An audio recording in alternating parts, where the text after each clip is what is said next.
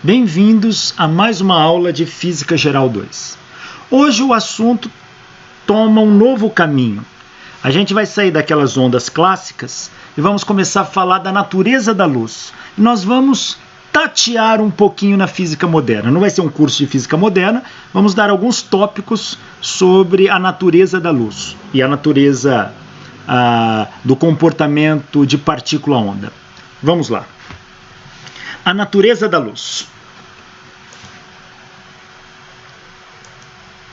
Bom, uma das primeiras pessoas a desenvolver uma publicação que faz um tratado bem extenso sobre a natureza da luz foi ninguém menos que o físico Isaac Newton. Newton, ele publicou um trabalho chamado Optics, or a Treatise of the Reflections, Refractions, Inflections and the Colors of Light. Aqui, olha, óptica, ou Tratado da Reflexão, Refração, inflexão aqui a gente traduz hoje como difração e cores da luz. Esse livro aqui data de 1704. A data está aqui, ó. Então, está escrito aqui, eu lendo lá embaixo. A data está aqui, 1704, a primeira edição. Newton vai fazer um tratado bem profundo sobre reflexão, refração, difração e teoria das cores. Na obra de Newton, ela é dividida em partes. O livro 1 contém duas partes. Ele chama Decomposição da luz branca nas cores do espectro ao atravessar um prisma. A primeira parte deste livro, ela tem 8 definições, 8 axiomas, 6 teoremas, 2 problemas e 16 experiências. E a segunda parte do livro fala de 5 teoremas, 6 problemas e 17 experiências. Então, veja que ele faz deduções de teoremas aí, monta alguns problemas disso e propõe experimentos. É bem interessante. O teorema 2 do livro de Newton, ele diz: a luz do Sol consiste em raios que se refratam diferentemente. Ele fala: a luz do Sol chega aqui, ela passa por um prisma e sofre refração, e cada raio sai numa cor diferente. Cada raio refrata diferentemente. A experiência dele foi crucial para mostrar o que a gente chama de dispersão da luz branca. A luz do Sol, ela é considerada branca.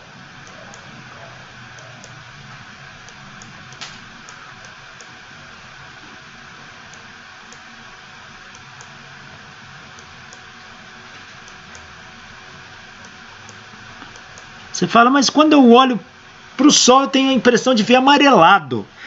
Quando a gente olha para o Sol, a gente vê um tom amarelo, que é um espalhamento ali de luz na atmosfera.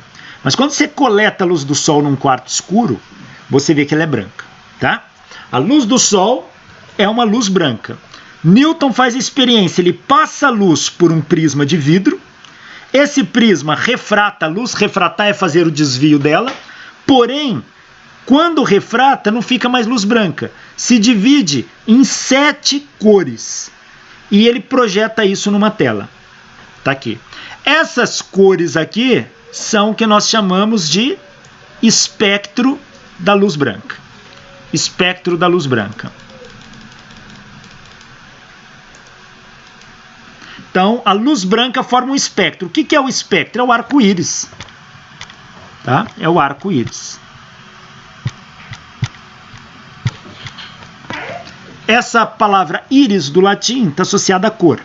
Tá? Arco-íris é aquele arco de cores, que tem essas mesmas 7 cores aqui, que é o espectro da luz branca. Newton faz o seguinte experimento. Ele primeiro identifica as 7 cores do arco-íris, que é o vermelho, o laranja, o amarelo, o verde, o azul, o anil, e aqui não está mostrando, mas existe mais um que é o violeta. O violeta, ele é muito difícil da gente enxergar.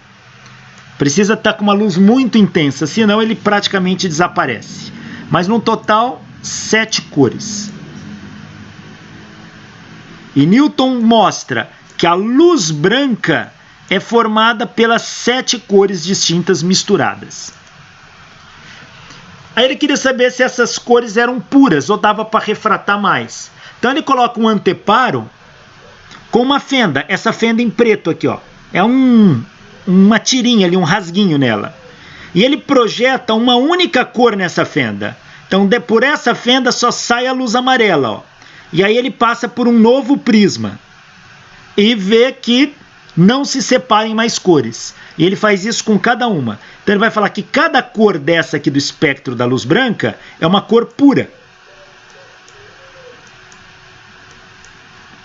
E a mistura das 7 cores dá o branco. A mistura das 7 cores vai dar o branco. Aqui o desenho feito por Newton. Ele pega a luz branca, passa pelo prisma, sai as 7 cores aqui, ó. Ele pegou só a cor amarela, passou por um furo, ela jogou aqui, ó. Que ele pôs um outro furo, coletou a luz amarela e passou por um prisma. Continuou amarelo. Sofreu desvio, sofre refração, mas não se separem mais cores. E aqui, como que ele repetiu uma coisa? Ele pegou uma luz de uma cor, ele fez aquele experimento passando pela fenda e joga uma única cor passando por um outro prisma. E ele mostra que quando uma única cor, uma cor pura da luz, passa por um prisma, ela refrata, mas não muda de cor. Então, uma luz pura é refratada, ou seja, ela é desviada, mas não muda de cor. Enquanto a luz branca se decompõe nas 7 cores do arco-íris. Aqui é o desenho clássico. Newton deixa a luz do sol entrar num quarto escuro, passa por um prisma e projeta o arco-íris aqui na tela. Esse é o espectro da luz branca. Se você fizer com um prisma no laboratório, ó, jogando a luz branca, você vê isso aqui, ó. Então é difícil a gente enxergar, mas aqui, ó, vermelho, laranja, amarelo, verde, azul, tá aqui, ó. É mais clarinho, tá entre o verde e o de baixo. Esse é o azul, o anil é bem forte e aqui o violeta, ó. Então, as 7 cores do arco-íris, o espectro da luz branca. Aqui o arco-íris. E por que se forma o arco-íris? Newton mostra também, dado uma gota de água, a luz branca, ao passar do ar para a gota, sofre refração e se divide nas 7 cores aqui, ó. Ao bater na superfície interna, elas refletem e a cor vermelha reflete aqui, a cor verde, ao passar, refrata com uma inclinação mais para cá, e azul se separando. E quem olha de baixo para cima vê o arco-íris aqui se formando. Então, como o céu está cheio de gotículas na atmosfera, a luz só num dado ângulo, existe um ângulo aqui, ó, que a vista do observador tem que estar com as gotículas e com a luz do sol. Se não tiver neste ângulo específico, você não enxerga a formação do arco-íris. Que ângulo que é esse?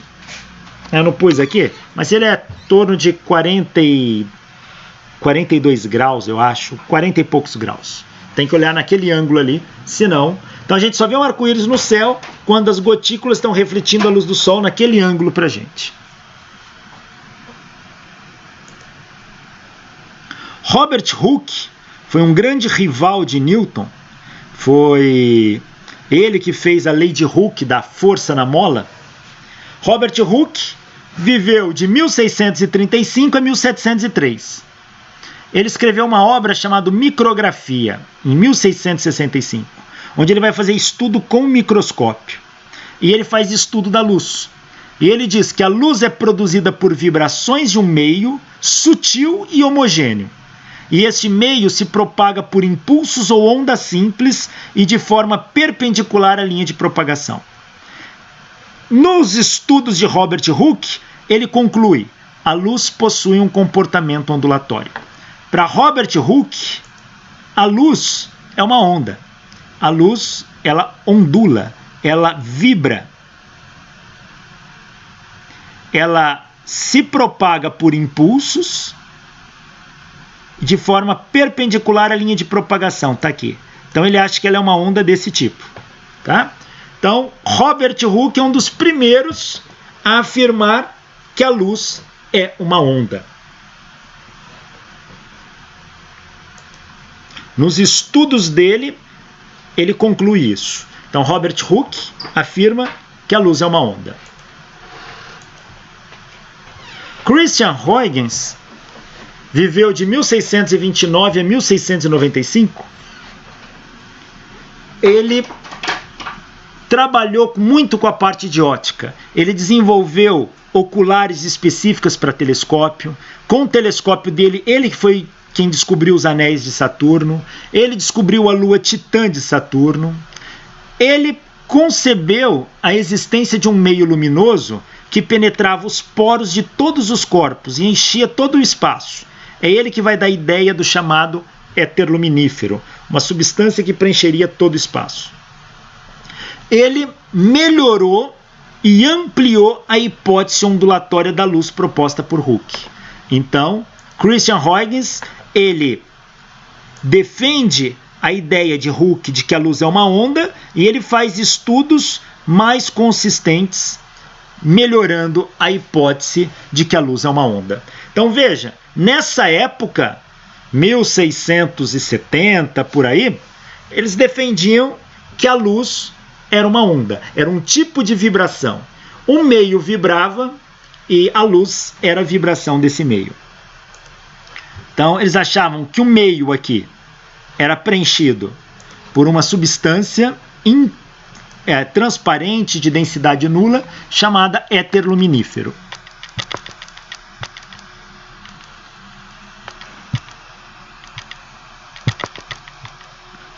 O nome já diz tudo, luminífero, porque é ele que propaga a luz. A luz nada mais é que ondulação do éter, e esse éter ondula. E ao ondular, ele sai de um ponto e chega ao outro. E ao chegar nesse ponto, ele transfere luz de um ponto ao outro. A luz era a própria ondulação do éter. Então a luz, para Robert Hooke e para Christian Huygens, é uma onda. A luz é uma onda.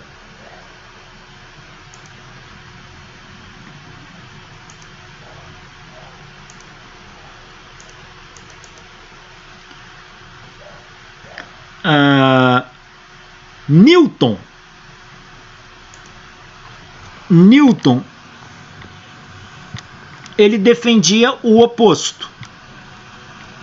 Newton defendia que a luz era formada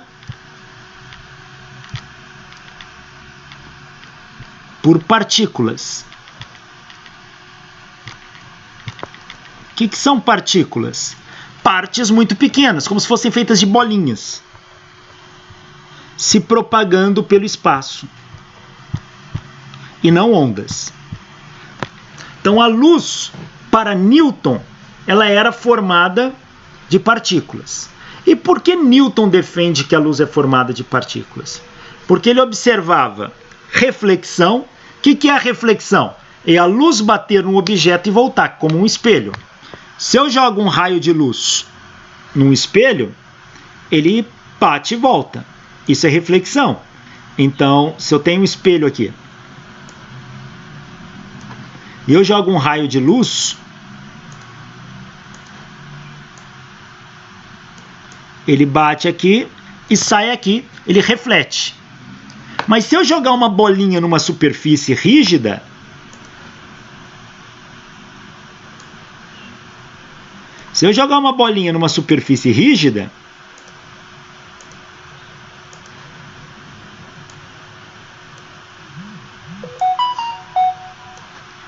aqui, ela também bate e também reflete. Newton vai falar: reflexão é propriedade de partículas. Partículas batem em corpos e refletem. E a luz sofre reflexão. Newton também defendia: quando eu jogo a luz numa superfície de separação de 2 meios, tá aqui 2 meios.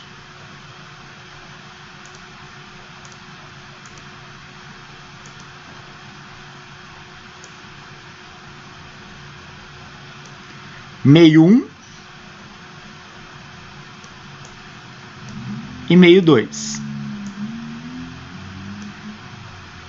Se eu jogo um raio de luz vindo do meio 1 para o meio 2, ele faz isso, ó.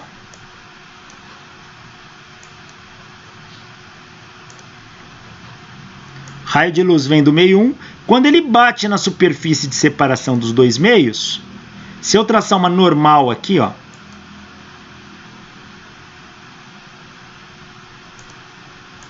o que é uma normal? Uma linha perpendicular à superfície.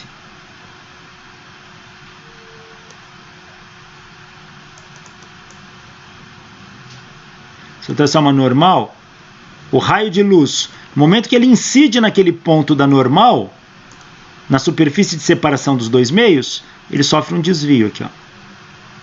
Então, esse desvio chama-se refração. A luz refrata. Newton mostrou que se eu tiver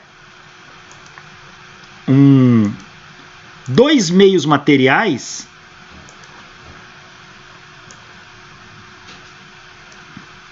assim,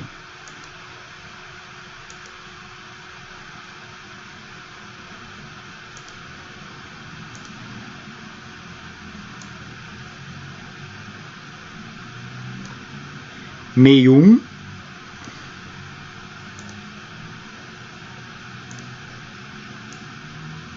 e meio 2.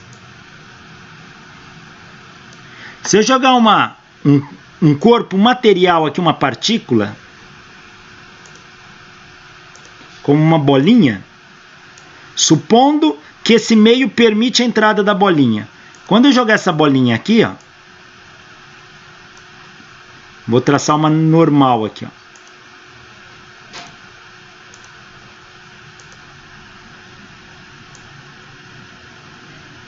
Quando eu jogo essa bolinha aqui, ela vai bater aqui e vai entrar no outro meio. Mas quando ela entra, ela sofre um desvio.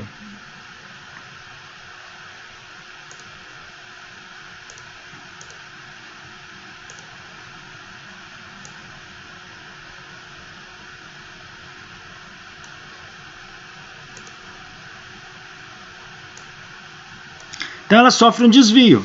Então veja, partículas refratam e a luz refrata. Newton conclui que a luz é formada de partículas. Quer ver isso? Pega uma pedra e joga na água. Quando a pedra sai do ar e entra na água, ela sofre um desvio. Isso é refração. Então, para Newton, partículas sofrem reflexão e sofrem refração. A luz sofre reflexão e refração, portanto, a luz era formada de partículas. Era uma conclusão lógica. Muito forte até o argumento dele, baseado na experiência. Mas Huygens, baseando-se nos estudos próprios e também nos estudos de Robert Hooke, mostrou que a luz era uma onda. Ou mostrou não, concluiu que a luz era uma onda. E a gente passa a ter um debate, um grande debate. Quem tem razão? Newton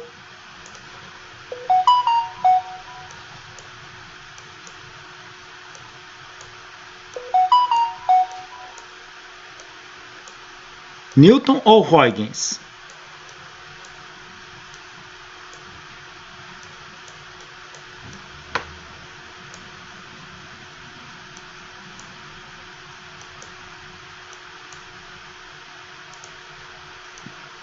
Então, era uma disputa aqui. Para Newton, a luz era formada por partículas.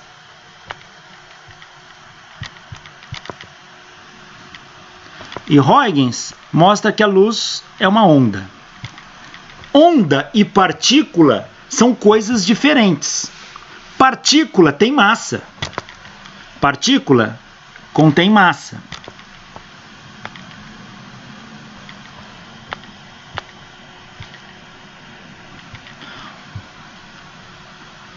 Onda não contém massa.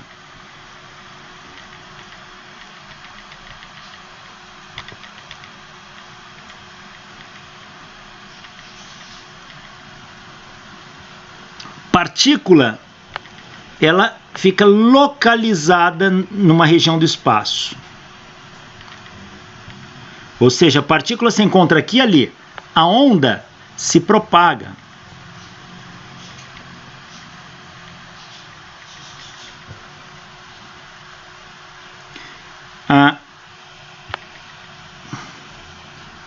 Duas partículas de massa não ocupam o mesmo lugar no espaço. Duas ondas podem se superpor, tá? A superposição. Ou seja, ocupam o mesmo lugar no espaço. Repare que partícula e onda são coisas totalmente diferentes. Portanto, se a luz é formada de partículas, ela não pode ser uma onda. Se a luz for uma onda, ela não pode ser formada de partículas. E esse debate vai se espalhar. As ideias de Newton vai convencer muita gente, as ideias de Huygens vai convencer muita gente. E a comunidade se divide. Então, será que a luz é formada por partículas ou por onda? E ninguém tem a resposta definitiva para isso. O tempo passa, durante um século esse debate fica existindo. A certeza ninguém tinha. Ou seja, a gente não sabe se a luz é formada por partículas ou por ondas. As duas teorias pareciam fazer sentido, mas uma contradiz a outra. Se for partícula, não pode ser onda, porque partícula tem massa, onda não tem massa. Partícula é localizada no espaço, onda se propaga. A partícula não tem superposição, onda se superpõe. Então, uma é o oposto da outra. Então, se a luz for formada de partículas, ela não pode ser uma onda. Se a luz for uma onda, ela não pode ser composta de partículas. E esse debate vai se propagar na comunidade científica do século XVIII.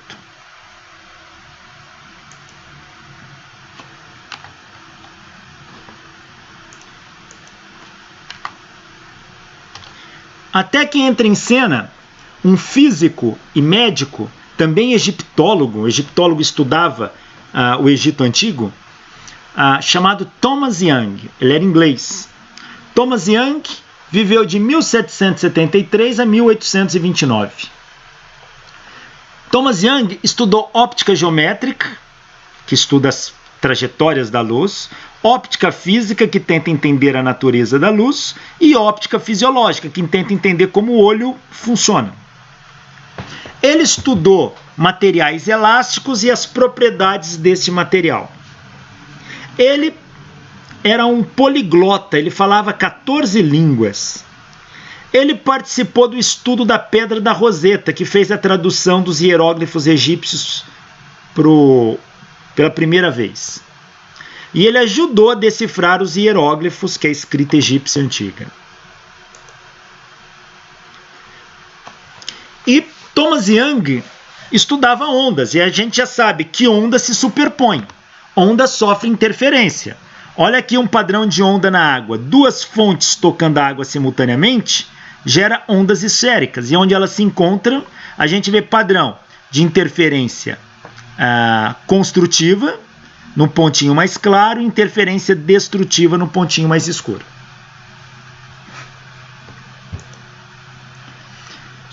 Uma coisa, somente ondas sofrem interferência. O que é interferência? É a superposição. Só ondas sofrem superposição. Corpos materiais como partícula não podem ocupar o mesmo lugar no espaço. Porque se um corpo entra naquela região do espaço, o outro tem que sair. Agora, duas ondas podem se superpor na mesma região do espaço. Então, só onda sofre interferência. Partícula não. Tá aqui um padrão de interferência de onda, olha que bonito.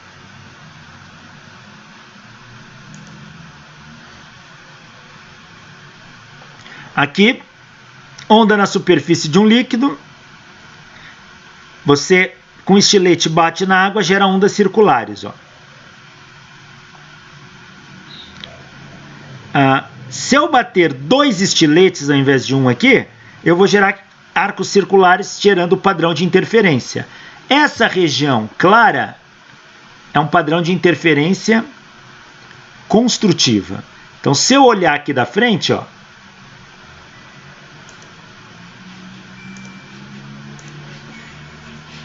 eu vou usar a letra C para claro.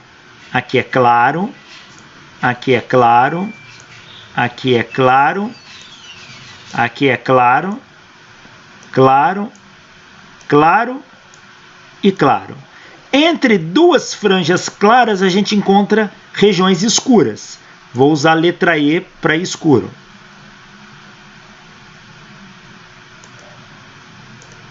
Então aqui é escuro, escuro, escuro,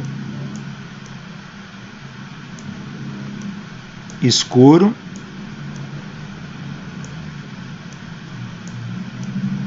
escuro, escuro. Aonde é escuro é porque houve interferência destrutiva. Aonde é claro é porque houve interferência construtiva. E somente as ondas sofrem esse padrão de interferência. Se eu pudesse olhar isso de frente, o que eu iria enxergar? Se eu olhasse isso de frente, eu iria enxergar uma coisa assim, ó. Uma região clara,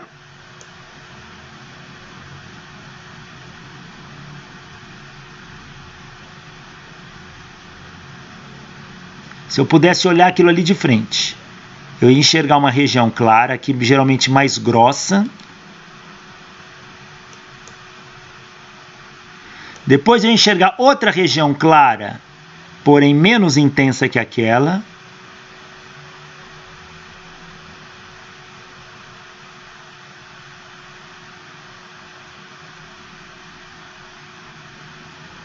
Aqui idem, do lado de cá também.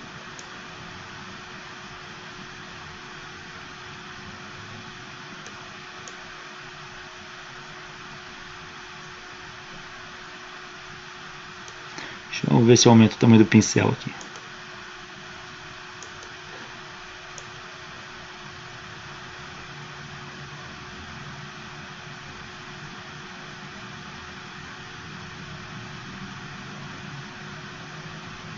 Aqui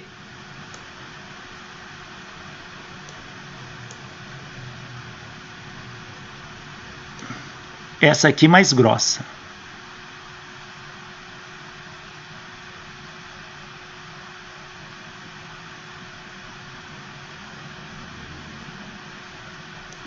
Aí eu enxergar outra região clara aqui, porém mais fraquinha. Aí enxergar outra aqui mais fraquinha. Até desaparecer. Aqui eu enxergar outra região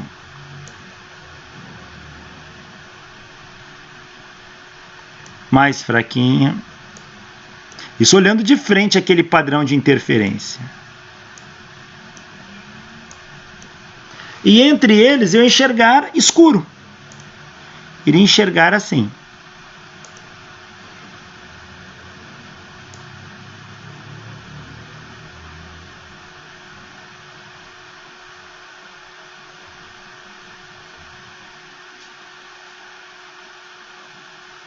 Aqui.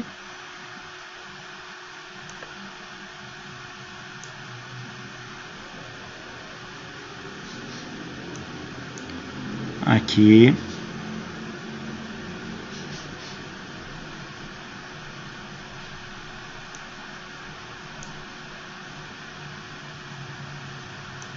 Aqui.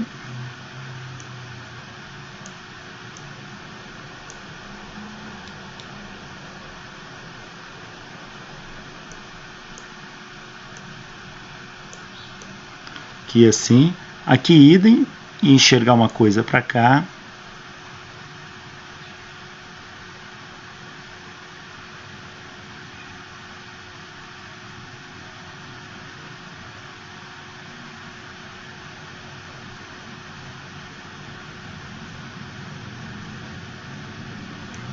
Chegar aqui assim.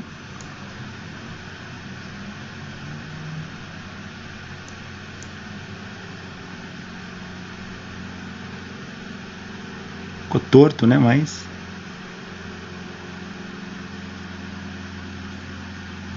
enxergar aqui assim.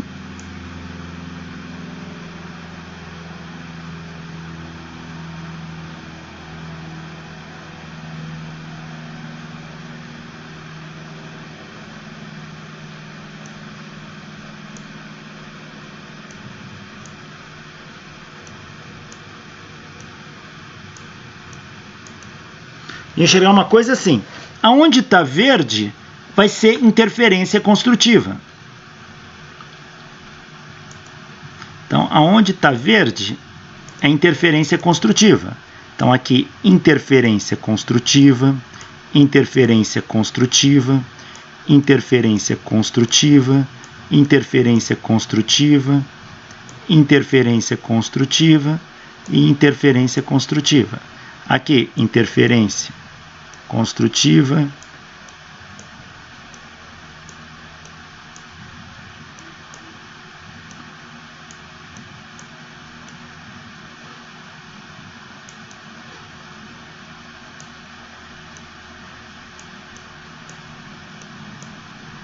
e aonde está preto é um padrão de interferência destrutiva. Onde está preto vai ser interferência destrutiva, interferência destrutiva, interferência destrutiva, interferência destrutiva,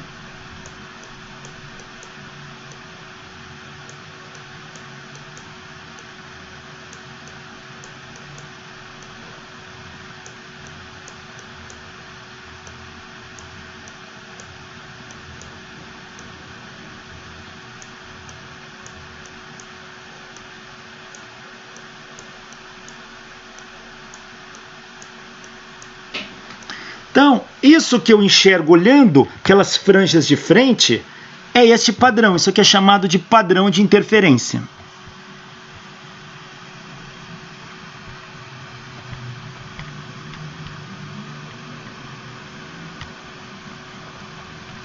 Então, esse é o padrão de interferência.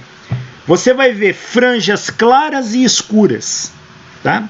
Esse é o padrão típico de interferência. Quando duas ondas se superpõem, você olhando de frente ou projetando isso numa tela, isso é um padrão de interferência. Só onda gera este padrão. Partícula não tem jeito. A partícula não interfere consigo mesma. Se eu pudesse fazer o gráfico de intensidade, eu posso, óbvio. Fazer o gráfico da intensidade disso ao longo da distância, eu teria uma coisa assim.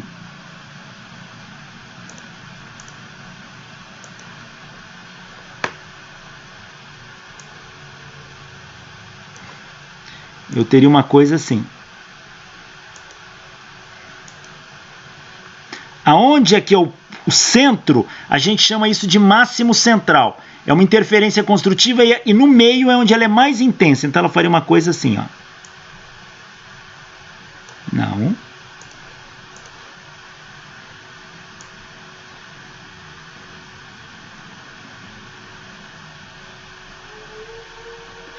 Depois ele viria para um segundo máximo. Depois aqui.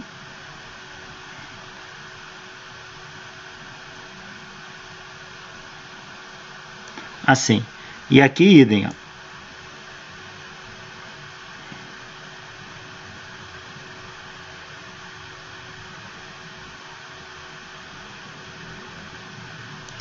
Então, esse aqui é um gráfico de intensidade, tá? Se eu olhar a intensidade aqui, ó.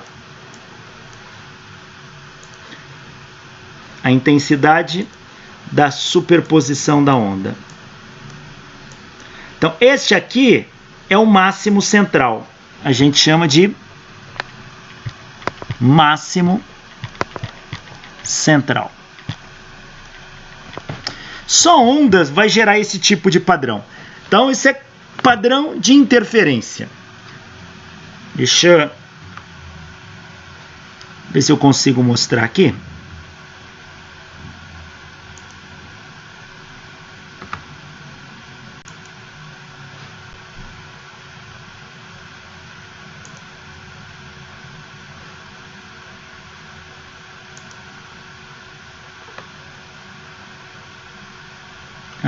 Deixa eu voltar para a tela, que me perdi aqui. Então tá aí. Então se eu olhar de frente, eu vou ter aquele padrão de interferência. E somente onda, isso tem que ficar muito claro, gera esse padrão. Que isso é resultado de superposição. Thomas Young vai fazer um experimento com uma dupla fenda. O experimento da dupla fenda é aquele que a gente já comentou. Você pega aqui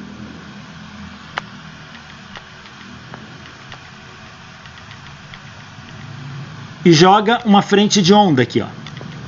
Se fosse onda de água, por exemplo, ela vem circular, ela vem plana aqui, ó. Quando ela tocar aqui, ela vai se transformar em circular. Ela vai fazer isso, ó. Ela difrata. Vocês já viram isso? E essa aqui, idem. Aonde elas se encontram, vai formar os padrões de interferência. Aqui, aqui, aqui, aqui, aqui. Então, ó, você vai ver que tem regiões, ó, que formam um padrão de interferência construtiva. Aqui outro, ó. E assim por diante. Se eu colocar uma placa aqui, eu vou ter análise da intensidade daquele gráfico que eu falei para vocês. Isso com água, tá? Basta usar dupla fenda e jogar a onda difrata, de maneira circular, gerando padrão de interferência. Thomas Young resolveu fazer esse experimento de difração pela dupla fenda, mas não com água, com luz. Ele falou, se a luz é uma onda, ela vai difratar. E se ela difratar, ela vai gerar interferência. E a interferência com ela mesma vai formar aquelas franjas claras e escuras. Se isso acontecer, é porque a luz é uma onda. Se não, a luz não é uma onda, pois só onda sofre interferência. Então, o que ele esperava ver? Jogar a luz num sistema deste aqui, de dupla fenda.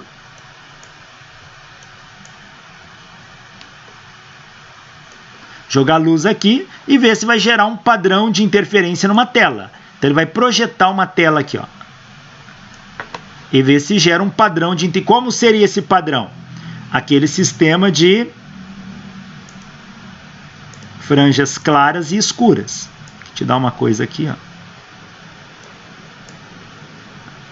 Onde é que é um mínimo é interferência destrutiva, máximo construtiva, destrutiva e assim por diante. É isso que Thomas Young esperava ver. Mas para que a difração aconteça de maneira adequada, se eu jogo uma onda de luz aqui, para que ela difrate o máximo, o tamanho da fenda, esse tamanho Dzinho, tem que ser da ordem de grandeza do comprimento da onda. A gente já comentou isso. Só que ele não sabia se a luz era uma onda, ele não sabia o comprimento dela. Então ele testou vários comprimentos. Mas se a luz fosse uma onda de comprimento longo, a gente perceberia essas ondulações. Mas ela não é. Então ele começou a usar furos bem pequenos, a ponto que ele fez furos do tamanho do buraquinho de uma agulha. E foi assim que ele realiza seu experimento. Então, ele vai realizar um experimento de difração por uma dupla fenda e vai mostrar que a luz difrata e interfere. E fazendo isso, Thomas Young prova que a luz era uma onda. Newton estava errado, Thomas Young estava certo. A luz é uma onda. Ela difrata e interfere consigo mesma. Então ele vai fazer um experimento e através desse experimento, Thomas Young determinou o comprimento médio da onda de luz solar. Qual é o comprimento da onda média? Então, até então a gente não tinha nenhuma prova, até 1800, que se a luz de fato era uma onda. O experimento de Thomas Young de maneira irrefutável, mostra que a luz é uma onda sim. Tá? Ela sofre difração e interferência.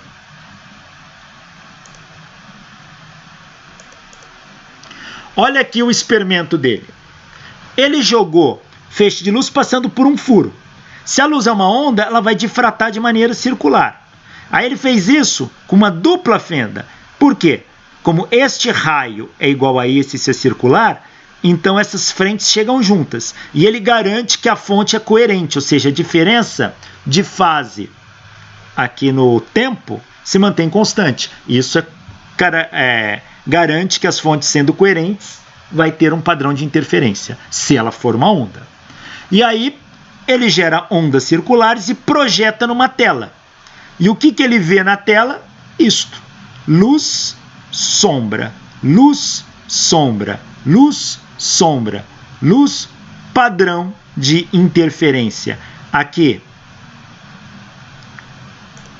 interferência construtiva, interferência destrutiva, interferência construtiva, interferência destrutiva, interferência construtiva, interferência destrutiva, interferência construtiva, interferência destrutiva, interferência construtiva e assim por diante.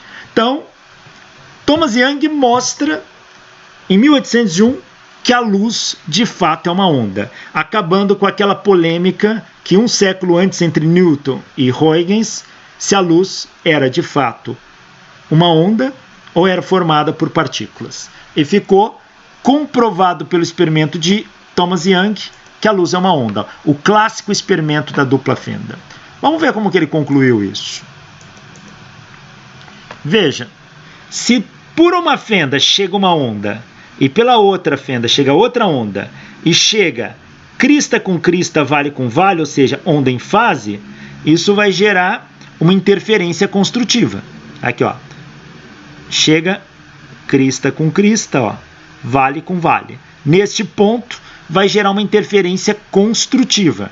É uma franja brilhante que vai se formar.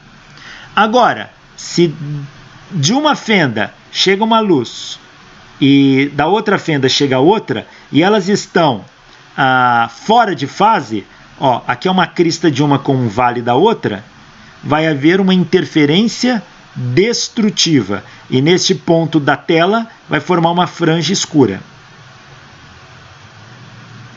Tá aí. Então, a gente vai ter franja clara e franja escura se formando.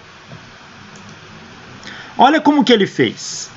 Ele pensou o seguinte: se essa é a minha dupla fenda, eu vou pegar o meio dela.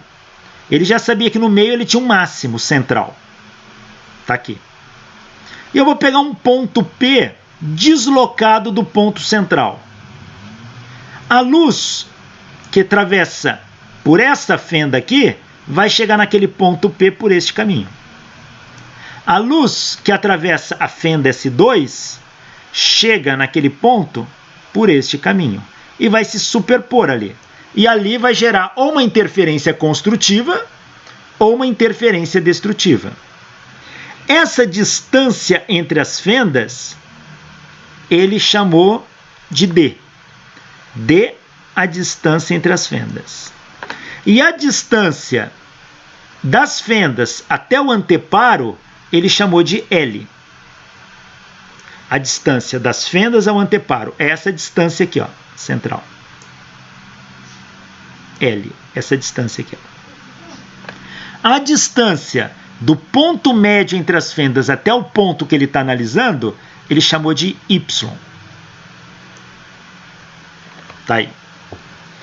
E agora, é claro que o caminho que essas ondas vão percorrer são diferentes.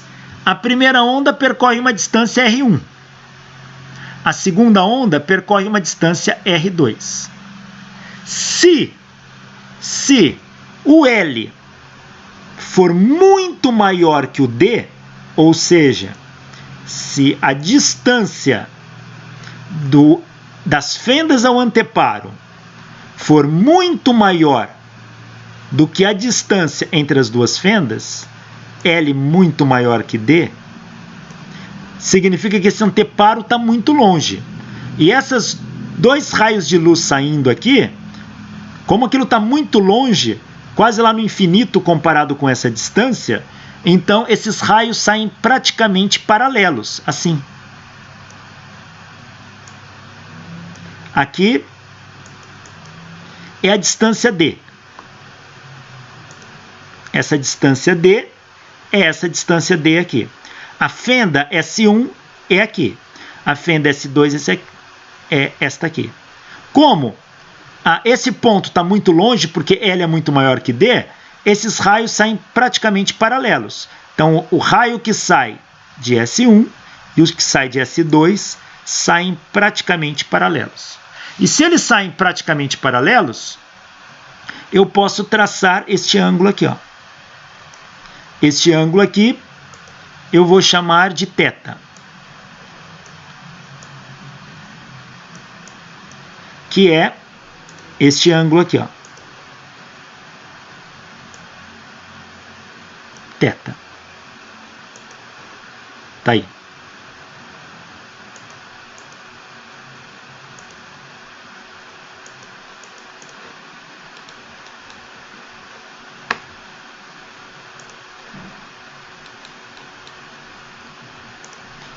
Então, esse ângulo é θ. Ora, se eu analisar este triângulo retângulo aqui, ó, vou fazer até de outra cor. Vou fazer em vermelho. Se eu analisar este triângulo aqui, ó,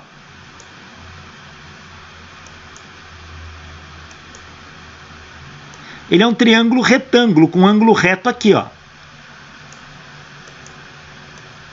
Um ângulo reto aqui. Quanto que vale isso aqui? Isto aqui é a diferença de caminho das duas fendas. Quer dizer, a luz saiu de S1 por essa distância delta na frente de S2. A luz saiu de S1 por essa distância delta na frente de S2. Então tem uma diferença de caminho, elas não vão chegar juntas lá. O S1 chega, depois o S2 chega, mas como isso é contínuo, então se aqui sai uma onda assim, aqui sai uma onda aqui assim. Essa diferença de caminho vai jogar isso para mais próximo daquela ou mais longe, gerando um padrão de interferência construtiva ou destrutiva no ponto D. Quanto que vale essa diferença de caminho aqui? Que é a distância de R2 e R1. Essa distância aqui, ó. Ela é R2 menos R1. Bom, este lado é o cateto oposto deste ângulo. Então, eu uso a relação de seno. Seno é cateto oposto sobre hipotenusa, então o cateto oposto é a hipotenusa vezes o seno do ângulo. Então, este lado aqui, R2 menos R1, é D seno de θ. D seno de θ. E ele é o que eu estou chamando de delta aqui, que é a diferença de percurso. Então, delta é R2 menos R1, que é aproximadamente D seno. Por que aproximado? Porque quando eu falo que os raios são paralelos, eu estou fazendo uma aproximação. Estou levando em conta esta condição. Então tá aí. A diferença de percurso é D seno θ. E a gente já sabe que se a diferença de percurso for um número inteiro de comprimento de onda, a interferência é construtiva. Agora, se ela for um número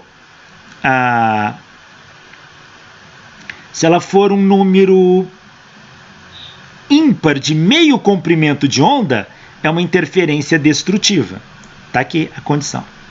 Isso aqui é um número ímpar de meio comprimento de onda, aqui é um número inteiro de comprimento de onda. Então, quem é a diferença de percurso? É D seno θ. Então, quando que eu vou ter interferência construtiva? Quando D seno θ for M lambda. E M tem que ser um número inteiro, 0, 1, 2 e assim por diante. Quando é que eu vou ter uma interferência destrutiva? Quando D seno θ for um número ímpar de meio comprimento de onda. Tá aí. Então ele fez esta análise. D seno θ, para que ali seja um ponto de interferência construtiva, então D seno θ é igual a m lambda. Ora, mas como esses raios saem praticamente paralelos, então este ângulo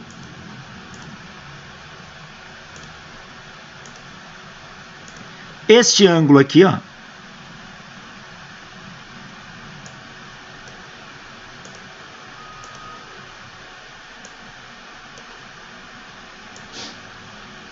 que é θ, é igual a este ângulo, que é θ.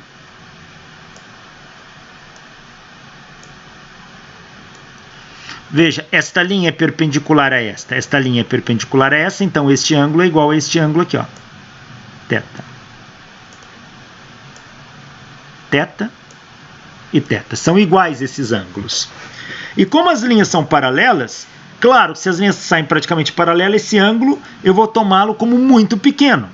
E na condição de ângulos pequenos, nós temos que o ângulo θ é aproximadamente a tangente de θ, que é aproximadamente seno de θ, medida em radianos. Não posso esquecer isso. Para ângulos muito pequenos, tangente de θ é aproximadamente igual ao seno de θ, que é aproximadamente igual a θ, sendo θ em radianos.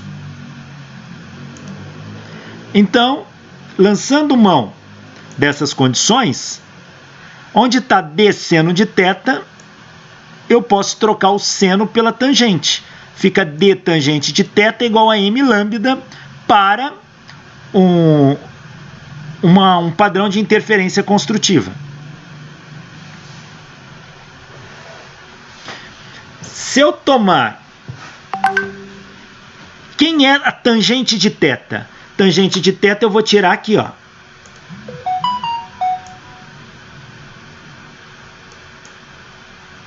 A tangente de θ eu vou tirar desse triângulo aqui, ó. Tangente é cateto oposto, que é o y, dividido pelo cateto adjacente, que é L. É o y sobre L. Então, a tangente é y sobre L. Ym é o y para que eu tenha um número inteiro m para formar interferência construtiva. Ou seja, tangente é y sobre m, aproximadamente ml. Então, quanto que vale essa distância? Essa distância tem que ser m lambda L sobre D. Se eu quero uma interferência destrutiva, essa distância tem que ser m mais meio lambda L sobre D. Ora, o parâmetro y é medido. Eu venho com uma régua aqui na tela e meço isso. O L é medido. Eu venho com uma régua e meço aqui, ó. O D, que é a distância entre as fendas, é medido. Eu venho com uma régua e meço aqui, ó. Com isso, quem que sobra para mim? O m e o lambda. O m é o número de interferências construtivas, lembra? O primeiro máximo, segundo máximo, m igual a 1, primeiro máximo. Primeiro máximo deve estar aqui no meio. Depois vai ter um segundo máximo, um terceiro e assim por diante. Então, eu posso escolher o m para um dado máximo, pegar o máximo central. Pego a interferência aqui, ó. Ele fez isso e mostrou que tem interferência. Pega este máximo central aqui, ó. Para esse máximo central aqui, ou o primeiro máximo, se quiser. Considera um máximo aqui, ó. Para esse máximo, você mede o y dele, que é essa distância aqui, ó. Substitui, você descobre o comprimento da onda. E foi isso que Thomas Young fez.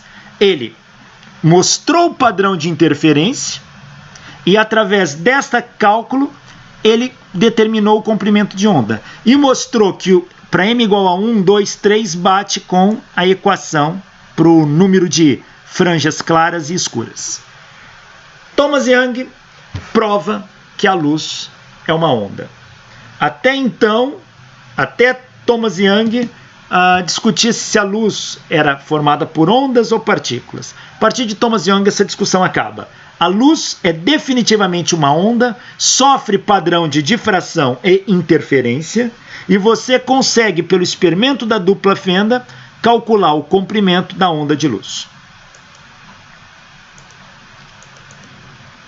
Então, a luz ela é uma onda, e ela tem um comprimento. Na verdade, conforme Newton, a luz é formada por 7 cores. Aí estudos posteriores mostraram que a luz é formada por 7 padrões de onda. Então a luz não é uma onda, mas é um conjunto de 7 padrões, que são vermelho, laranja, o amarelo, o verde,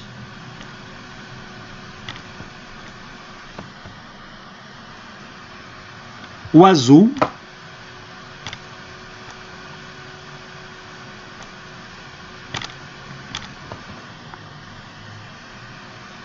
o anil,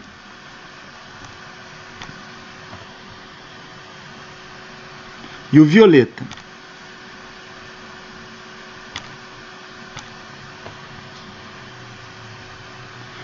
Isso tudo forma luz branca.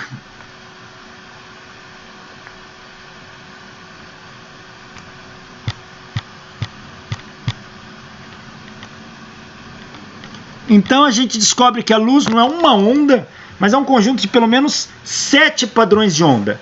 Cada onda dessa estimula os nossos olhos para uma dada cor. Então, se a luz vermelha bater nos nossos olhos, a gente enxerga vermelho. Se a luz amarela bater nos nossos olhos, a gente enxerga amarelo. Se a luz azul bater nos nossos olhos, a gente enxerga azul e assim sucessivamente.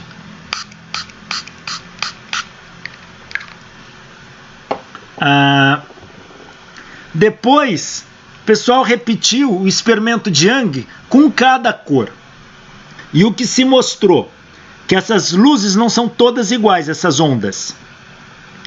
A onda vermelha, vou fazer aqui as siglas. Vermelho, alaranjado, amarelo, verde, azul, anil e violeta. Descobriram o seguinte, que a onda de luz vermelha, ela tem o maior comprimento de ondas de todos. Então ela tem um comprimento de onda maior.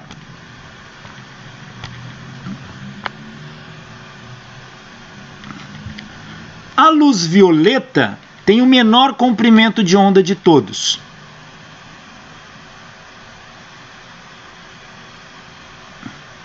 Então, olha a diferença de comprimento de onda entre a luz vermelha e a luz violeta. E depois, as demais luzes vão tendo comprimentos de onda intermediário. O comprimento de onda diminui do vermelho para o violeta. Então, a laranja teria uma coisa assim.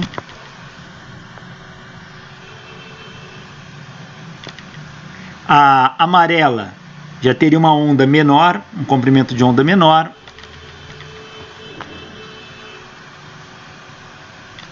A verde teria um comprimento de onda menor ainda, não sei se eu vou conseguir desenhar todas aqui.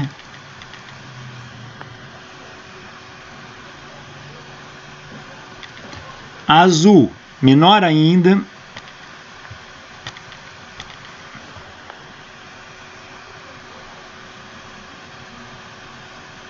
A anil, menor ainda.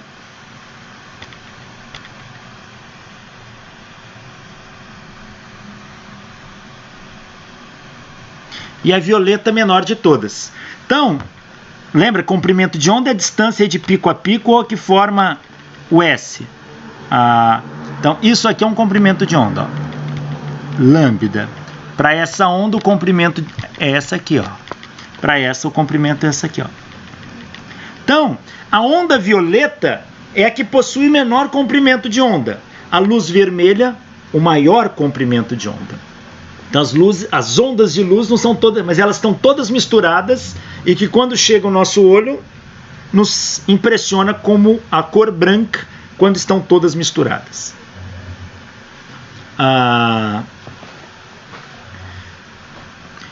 O que acontece se eu misturar cores? Cores a gente vai enxergar. O que acontece se eu misturar uma luz vermelha com uma luz laranja ou coisa do tipo?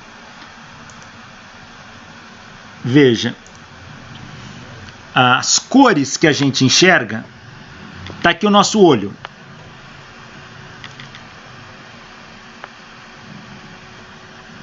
O nosso olho ele é assim. Aqui é a pupila do olho. É por onde entra a luz, tá? Que é o globo ocular. Lá no fundo do olho, nós temos um tecido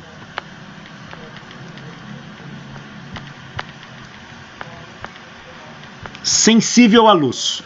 Quando a luz bate naquele tecido, aquilo gera um impulso nervoso levado para o cérebro e a gente interpreta como cor. Tá? Por que eu enxergo vermelho? Imagina o seguinte, eu tenho um corpo aqui. Esse corpo é vermelho. Por que eu enxergo ele? Primeiro, a gente só enxerga porque luz entra no olho. O nosso olho é um detector de luz. Tá? Nosso olho é um detector de luz. Eu jogo aqui nesse corpo luz branca.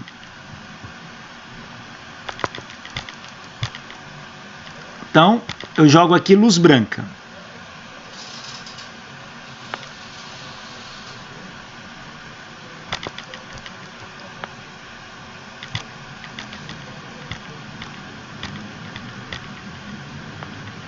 Luz branca.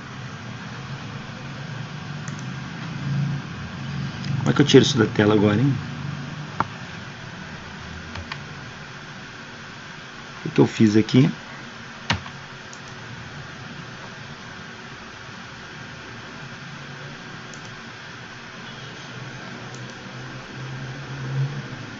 Só ver como que eu tiro isso aqui da tela, pessoal. Será que você clicar no slide não some? Não some? Ah, sumiu. Agora sumiu. Então eu jogo aqui luz branca. A luz branca é formada por 7 ondas diferentes, que vai do comprimento de onda maior para o menor. Essas 7 ondas, cada uma impressiona os nossos olhos, dando a cor vermelha. Quando a luz bate no corpo, as moléculas do corpo absorvem a luz. Então, o que acontece aqui? As moléculas do corpo absorvem a luz. Todas não. Dependendo da tinta que é formado aqui, essa tinta só absorve uma parte, uma das ondas da luz branca e reflete outras. Por que eu vejo um corpo vermelho? Porque as moléculas da tinta desse corpo absorveram 6 cores e só refletiram o vermelho. Então, a onda que sai do corpo é o vermelho, e é ela que vai entrar no meu olho e eu vou enxergar o vermelho. Então, um corpo pintado de vermelho, as moléculas daquela tinta, quando bate a luz branca, elas têm a capacidade de absorver, sugar as 6 cores e refletir só a comprimento de onda vermelho. Por isso que eu vejo um corpo vermelho. E como é que... E por que eu vejo um corpo, por exemplo, verde? Vamos ver aqui.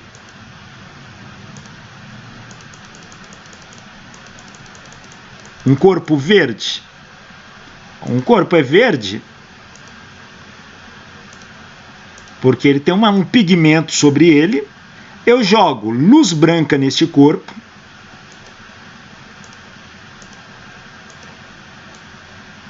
Jogo luz branca. As moléculas da tinta desse corpo têm a capacidade de absorver 6 cores da luz. 6 comprimentos de onda. E só reflete um. Qual que ela reflete? O verde, que é o único que vai chegar no meu olho. e eu vou enxergar verde. Ah, professor, e por que eu vejo o corpo preto? Um corpo eu vejo preto porque a tinta do corpo absorve as 7 cores e não reflete nada. Se não reflete, não chega luz no meu olho. A ausência de luz, meu cérebro interpreta como preto. Aí por que eu vejo um corpo branco? Porque eu jogo luz branca, as moléculas da tinta do corpo não absorvem nada. Elas refletem os 7 comprimentos de onda e chegam os 7 no meu olho. E os 7 comprimentos de onda juntos me dá a sensação da cor branca. Ah, e por que eu vejo cinza? Cinza é porque parte das moléculas do corpo reflete as 7 cores e parte absorve. Então vai ter uma parte de preto, uma parte de branco. Dependendo do percentual de quanto absorveu ali, eu vejo cinza. Se absorveu mais do que refletiu, eu vejo um cinza escuro. Se refletiu mais do que absorveu, eu vejo um cinza claro. E assim por diante. E por que eu vejo, às vezes, marrom? Porque aí pode refletir mais de uma cor. E quando 2 ou mais cores chegam no olho, elas se superpõem, dando sensações de marrom, o marrom dando sensações de tons de vermelho, como bordeaux, pink, etc. E a gente começa a ver as cores.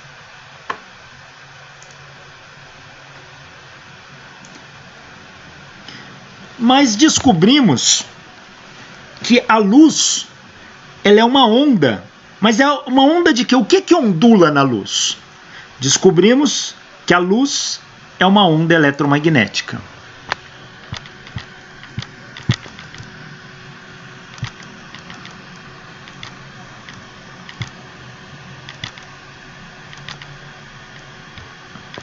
Como assim uma onda eletromagnética? A luz,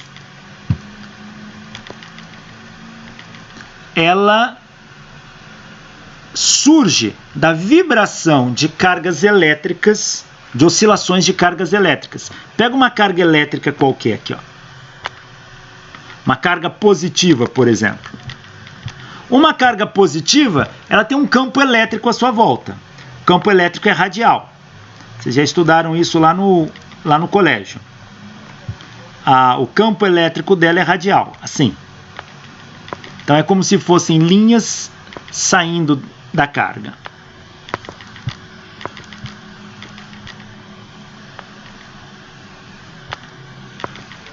Esse é o campo elétrico. Se essa carga se movimentar, além do campo elétrico, surge um outro campo de força que é o campo magnético, que ele é circular em torno dessa carga, perpendicular às linhas do campo elétrico. Então ele é assim.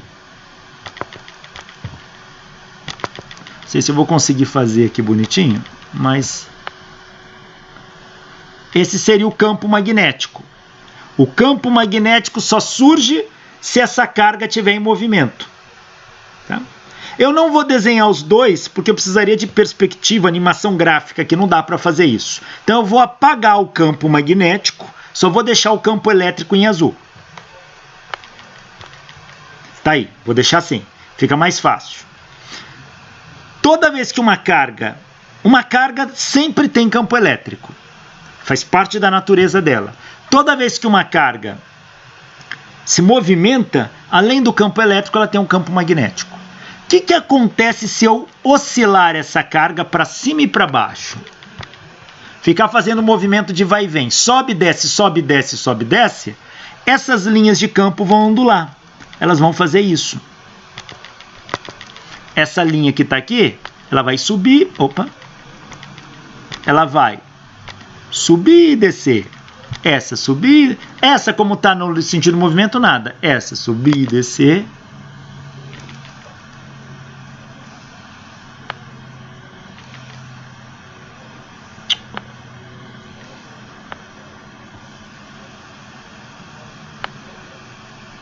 Ela começa a ondular. Só que essa ondulação não para, só que se propaga.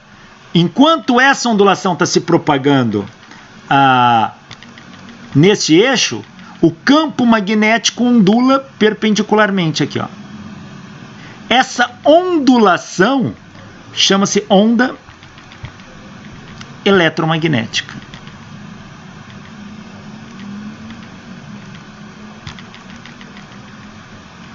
E já falamos, lá no início do começo das aulas, onda eletromagnética, ela não depende do meio para se propagar, ela se propaga em qualquer meio, até mesmo no vácuo.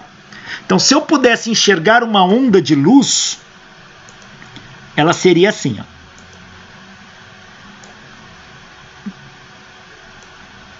A onda de luz seria assim, ela se propagaria para cá. Ela é uma onda transversal, a gente mede isso. A onda de luz é uma onda transversal. E ela é assim.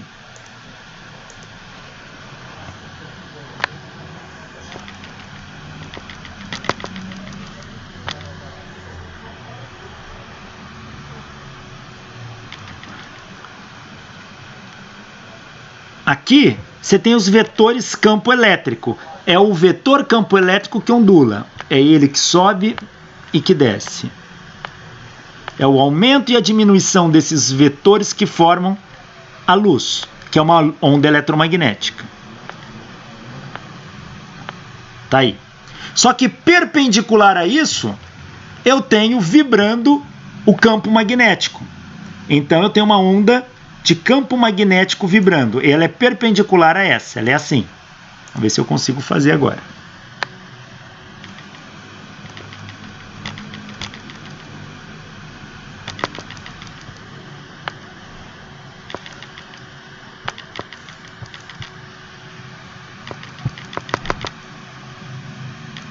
E aqui eu vou ter os vetores campo magnético.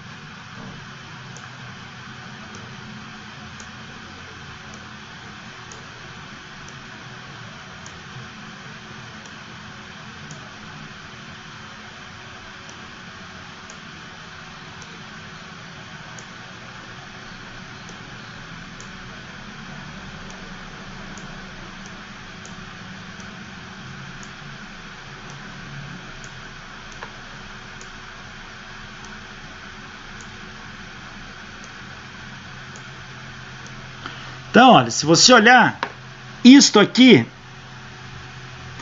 está formando 90 graus com isso aqui, ó. Este vetor está formando 90 graus com esse aqui, ó.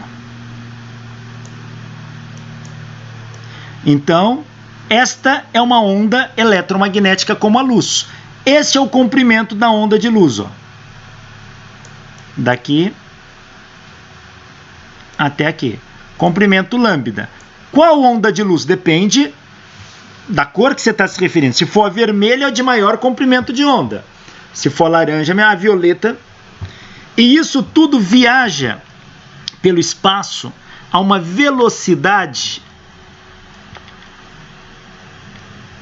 que a gente simboliza pela letra C, que é de aproximadamente 300.000 quilômetros por segundo. E não existe nada mais rápido do que a luz no universo até onde nós conhecemos, tá? A luz, a velocidade da luz parece ser o limite das velocidades. Então, a luz é uma onda eletromagnética que viaja a 300.000 quilômetros por segundo. Nossa, ela é diferente de tudo, ela viaja no vácuo. Característica de ondas eletromagnéticas.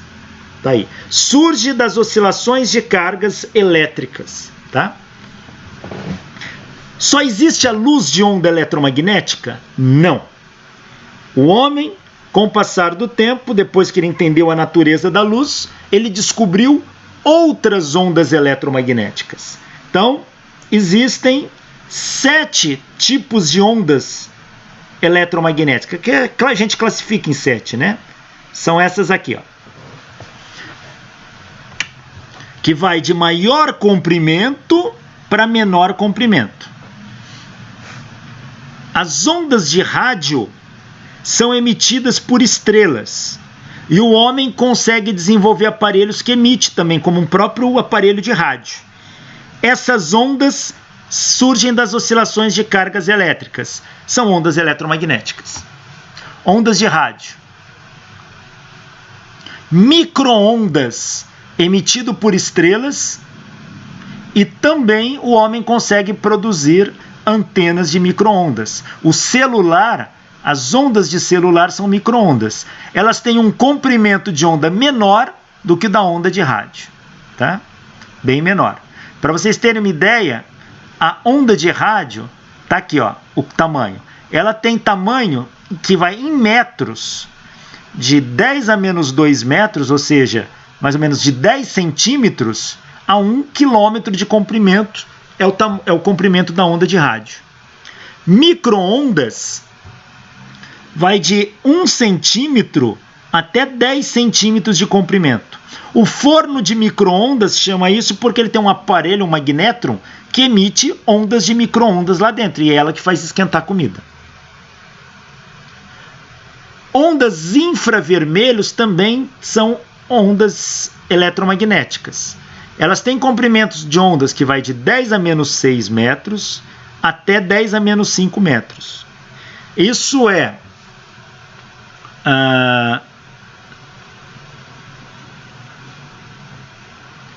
coisas aí da ordem de 1/100º de milímetro até 1 milésimo de milímetro. 1 micrômetro a 0,1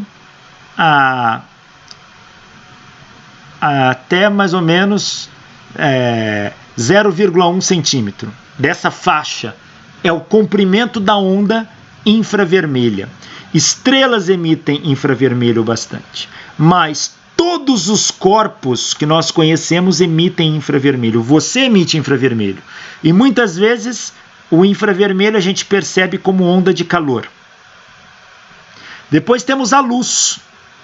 A luz é a luz visível, a luz branca que vem do sol, é a luz da lâmpada, é tudo luz. Comprimento de onda dela vai de 10 a menos 8 a 10 a menos 6 metros.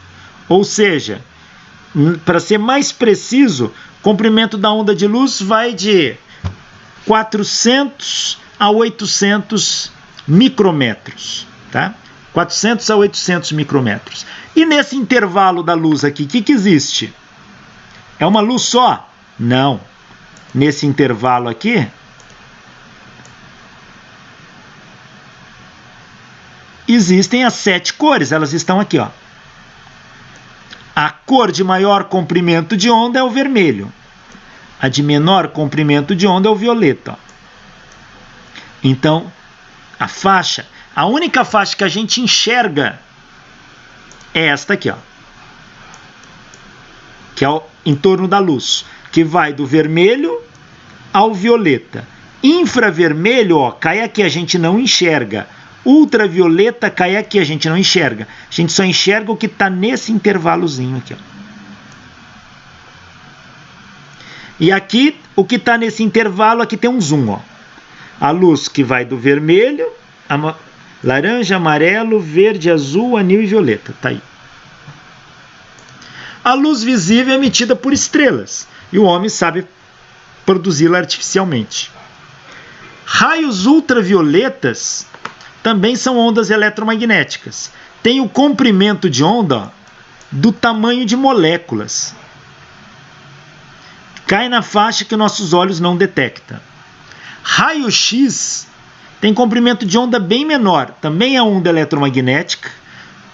Também é produzido em estrelas, ultravioleta também. E o homem sabe produzir através de dispositivos, lâmpadas especiais, tanto de ultravioleta quanto de raio-x. O comprimento de onda do raio-x é do tamanho de um átomo, muito curto. E outro tipo de onda eletromagnética é raio gama. O comprimento de onda do raio gama é do tamanho do núcleo atômico. A gente não enxerga isso. Raio gama é emitido por estrelas, por material radioativo. E a gente consegue emiti-lo em aceleradores de partículas. Isso tudo são 7 padrões de ondas. Ondas de rádio, micro-ondas, infravermelho, luz visível, ultravioleta, raio-x e raio gama. essas 7, ó, 1, 2, 3, 4, 5, 6, 7, forma o conjunto das ondas eletromagnéticas que conhecemos. Isso é chamado de espectro eletromagnético. Espectro eletromagnético.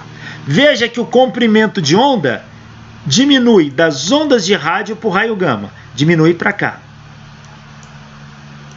Como a velocidade de uma onda é comprimento vezes frequência, a luz é uma onda eletromagnética e ela viaja com que velocidade? 300 mil km por segundo, a luz. E as demais ondas de rádio? E as demais ondas eletromagnéticas? Nós descobrimos também. Todas elas viajam com a mesma velocidade da luz. Então, todas elas têm a mesma velocidade.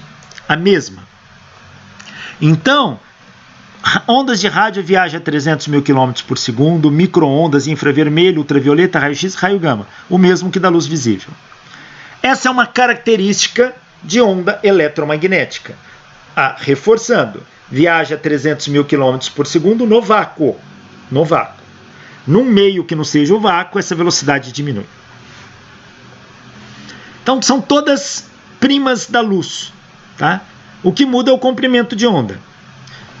Como todas têm a mesma velocidade da luz, e a velocidade da luz a gente deu o símbolo para ela C, então C é comprimento de onda vezes a frequência.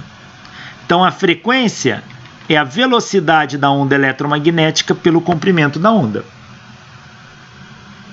Significa que quanto maior o comprimento, menor a frequência. Então, ondas de rádio têm comprimento de onda grande. Então, frequência pequena quando comparada com as demais. Qual é a frequência da onda de rádio? Varia de kHz a MHz. E raio gama tem comprimento de onda muito pequeno. Então, tem frequências muito altas. Tá? Muito alta quanto? Quilo, hecto, mega, giga, tera, peta. De 10 a 18 Hz por aí para mais. Tá? Então, raio gama tem frequência muito alta e comprimento de onda pequena. Ondas de rádio tem frequência de onda bem menor que a do raio gama e comprimento de onda bem maior. Está aqui a faixa de frequências. Ó. A frequência de raio gama chega até 10 elevado a 20 Hz. A frequência da onda de luz está em torno de 10 a 13, 10 a 14 Hz. Frequência de ondas de rádio, 10 a 4 Hz. Tá aí. Aqui uma onda de luz branca entrando no prisma, sofrendo refração e separando os 7 comprimentos de onda. Repara que o comprimento vermelho é bem maior que o violeta. Ó. Por aí você vê. Uma animação bem bonitinha essa.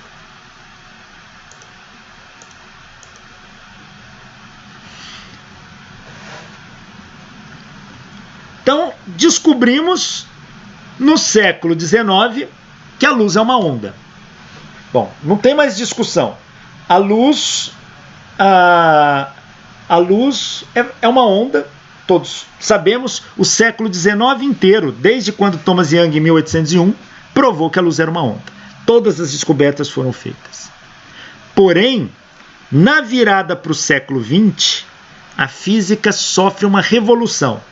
Novos campos da física vão surgir, como a mecânica relativística, que vem da teoria da relatividade de Einstein, e a mecânica quântica, que vem da teoria de Planck e dos trabalhos posteriores de Niels Bohr, Louis de Broglie, Erwin Schrödinger, Werner Heisenberg e tantos outros que contribuíram.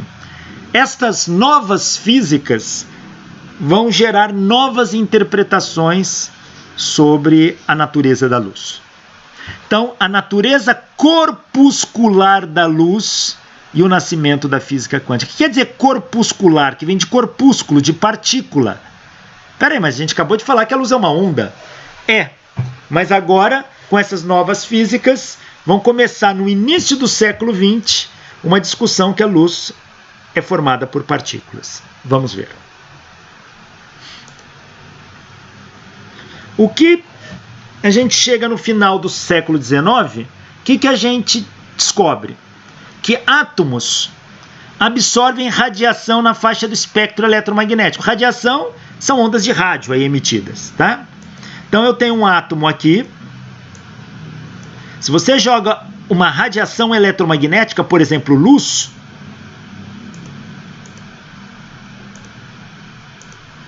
uma onda de luz aqui, ó,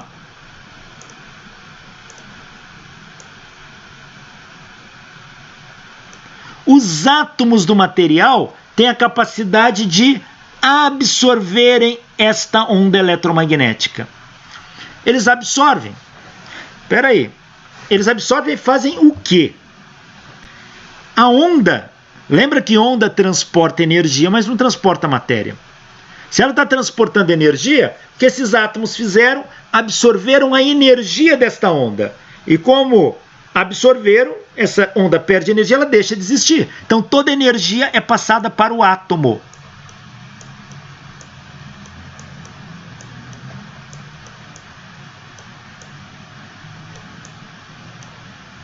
Então o átomo tem... ele sempre absorve? Não. A gente falou isso nas cores. Quando eu jogo a luz branca sobre um corpo amarelo, as moléculas daquela tinta absorvem 6 cores e só refletem o amarelo. Então essa absorve e faz o quê?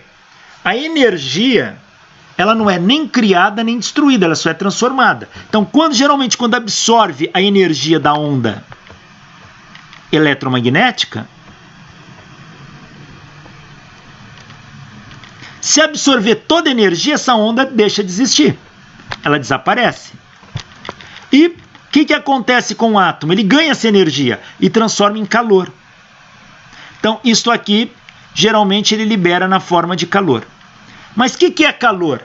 Boa parte é onda infravermelha. Então, ele absorve um comprimento de onda do espectro eletromagnético, luz, e irradia, devolve infravermelho que a gente não enxerga. Então, quando bate luz num corpo, o corpo esquenta. Infravermelho são ondas de calor. Faz com que a temperatura do corpo aumente. Tá? Na verdade, as moléculas que ganham essa energia transformam em energia cinética e aumentam o grau de agitação delas. Então, essa era uma das coisas que no final do século XIX a gente já sabia. Átomos absorvem radiação na faixa do espectro eletromagnético. Radiação é aquilo que você está emitindo. Se eu jogar micro-ondas no material, átomos daquele material podem absorver micro-ondas e transformar em calor. Isso é o que faz um forno de micro-ondas.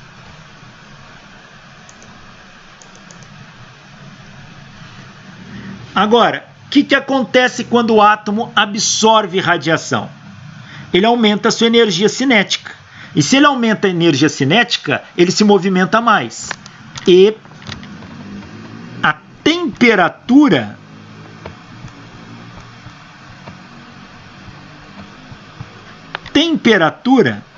nada mais é que uma medida do grau de agitação das moléculas. Ou seja, quanto maior o movimento de vibração molecular, maior é a temperatura. Se essas moléculas absorvem radiação de luz, por exemplo, comprimento de onda de luz azul, se absorve, ela transforma em energia cinética e começa a vibrar mais. Se elas vibram mais, a temperatura sobe. Tá? Então o corpo esquenta. Eles absorvem luz ou outra forma de radiação do espectro eletromagnético, pode ser raio-x, raio gama, ultravioleta, infravermelho, micro-ondas, ondas de rádio, não importa. Ele absorve, aumenta a energia cinética e a temperatura do corpo sobe. Faz o seguinte experimento. Deixa um objeto qualquer próximo de uma lâmpada acesa. O objeto esquenta, porque os átomos do objeto absorvem radiação luminosa e aumenta a energia cinética das moléculas daquele corpo. A agitação molecular aumenta, a temperatura do corpo sobe.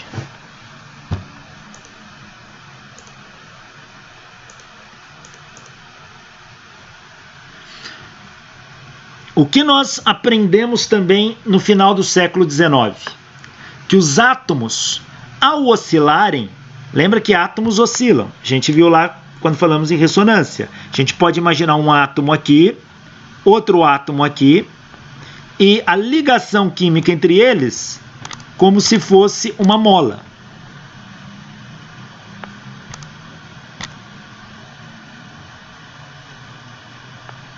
Então, a ligação química, do ponto de vista físico, pode ser entendido como uma mola, onde os átomos estão presos a essa mola. Essa mola pode esticar, contrair, porque a ligação química tem essa flexibilidade. Os átomos se afastam, se aproximam. E os átomos também podem oscilar. Oscilar é fazer um movimento de vai e vem, para frente, para trás, para frente, para trás. Então eles vão e voltam, vão e voltam. Quando os átomos oscilam, eles emitem radiação, ou seja, eles emitem ondas eletromagnéticas. Quando um átomo começa a oscilar, ele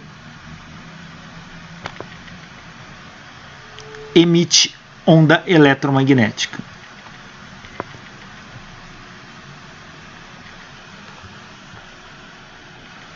Então, átomos, ao oscilarem, emitem radiação na faixa do espectro eletromagnético. Por que que isso acontece? Porque eles possuem cargas elétricas. E a gente já viu que toda carga elétrica em movimento produz campo magnético. Se eu oscilar uma carga elétrica, vocês viram aquele desenho anterior, as linhas de campo oscilam e produz onda eletromagnética. Onda eletromagnética nasce de cargas oscilantes aceleradas. Então, cargas aceleradas em oscilação vão emitir ondas eletromagnéticas, porque o átomo está ali. Quando eu começo a oscilar para cima e para baixo, o que acontece com as linhas de campo? Começam a fazer isso.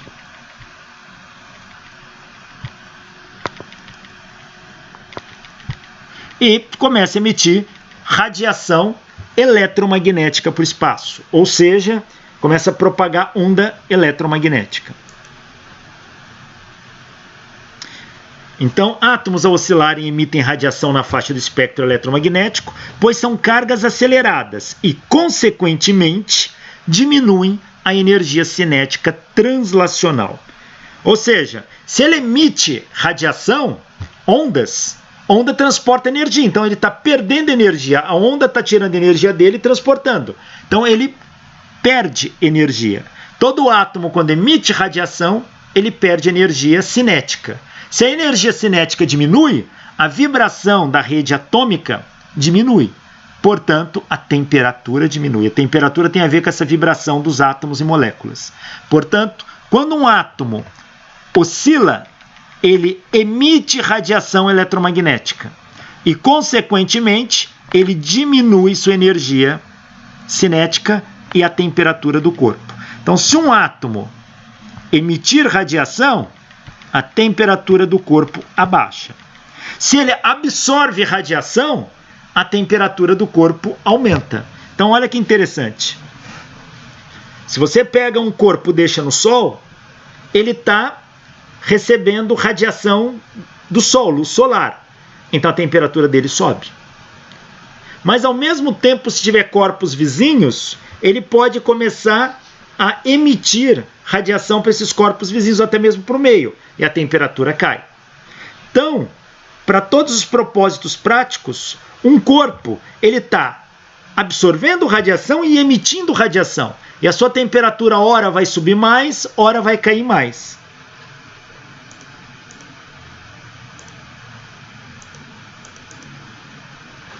Quando a taxa de emissão de radiação, quanto que o corpo emite, quanto que ele joga de ondas eletromagnéticas para fora, quanto ele emite de radiação, essa taxa com que ele emite radiação, quando esta taxa for igual ao quanto de radiação ele absorve, ou seja, a taxa de absorção, vai haver um equilíbrio térmico, porque a temperatura não vai nem abaixar nem subir.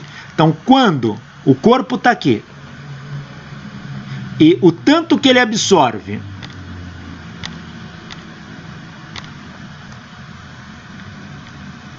for igual ao tanto que ele emite,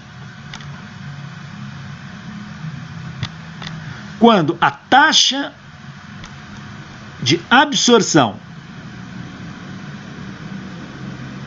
for igual à taxa de emissão, a temperatura não vai subir nem descer, porque o tanto que ela baixou, ela ganha e sobe, o tanto que ela perdeu. Ou seja, na média, a temperatura fica constante. E a gente diz que o corpo atingiu o equilíbrio térmico.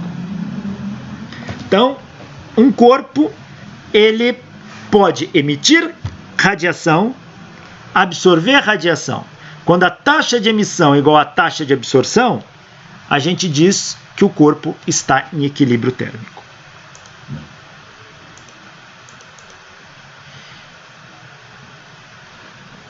Olha aqui, isso aqui é uma fonte de calor, aqui é a ponta de um maçarico, aqui é a chama, ele está pondo num ferro.